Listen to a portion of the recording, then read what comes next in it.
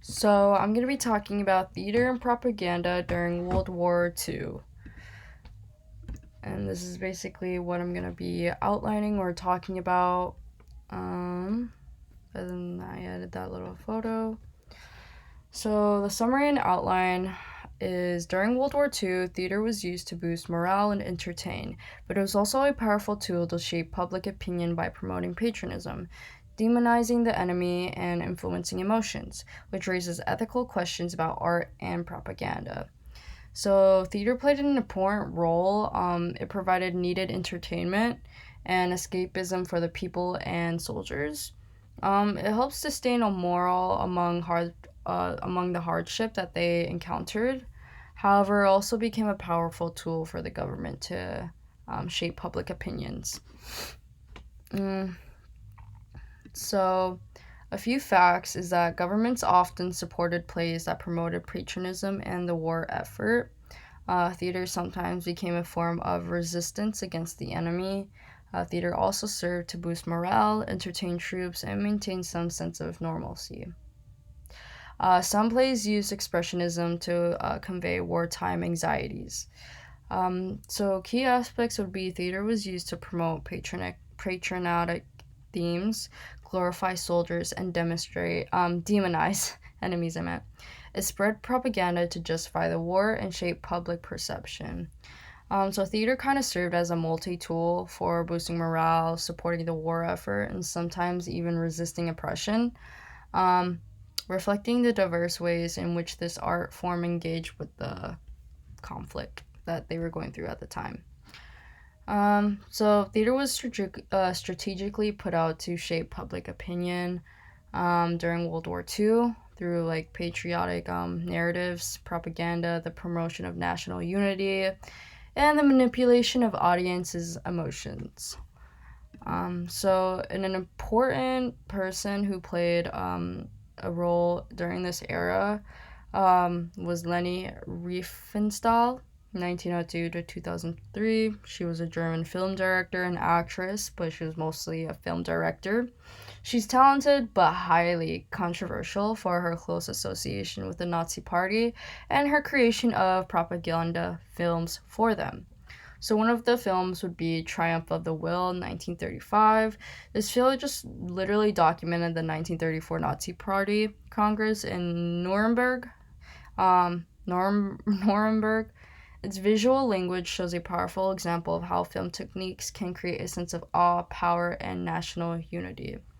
So, like, her films literally was a perfect example of how you can really shift the audience's mindset with the visual imagery and visual language, or my bad, yeah, visual language. Um,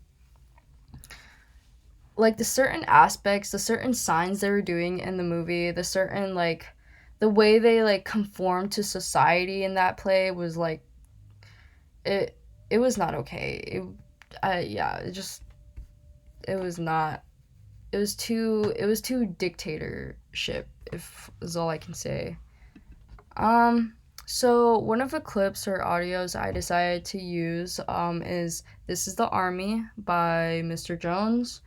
And the creator is Irving Berlin. This is just the lyrics of it, but there is also another video where I think it's an old footage of army troops, U.S. Army troops actually singing the song. It kind of reminds me of like the military days people in the military who sing while they're like running or something. But it's basically a musical written by Irving Berlin and performed by a cast of U.S. Army soldiers. It served as a powerful tool to boost morale at home and abroad. It promoted patriotism and unity and raising funds for the war effort, offering insight of the soldiers' lives and subtly addressing social issues at the time. So during this musical, they did kind of like try to hint at like the anxieties that soldiers were going through, for say, and maybe hint at the enemy kind of like degrading them. But that's just one of an interesting audio I found during this time that relates to theater. Another thing would be So this image, I picked this image to represent the influence of radio and television and how that influenced propaganda. This is a television being displayed. It serves as a powerful symbol of the era's reliance on radios and televisions for gaining news information, shaping public opinion, and delivering propaganda. This also highlights theater's engagement with a dominant communication technology at the time. So this is when televisions and radios started to become more prominent.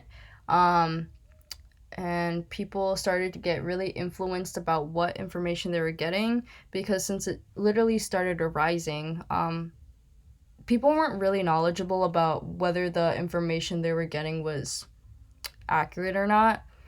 They just relied on these like radios, and these stations only had like what, 2 to 3 stations or something, and the televisions were just literally arising. So the information they were getting kind of like indicates the propaganda that was happening during that time. So I found that interesting, and this is my presentation for Unit 4.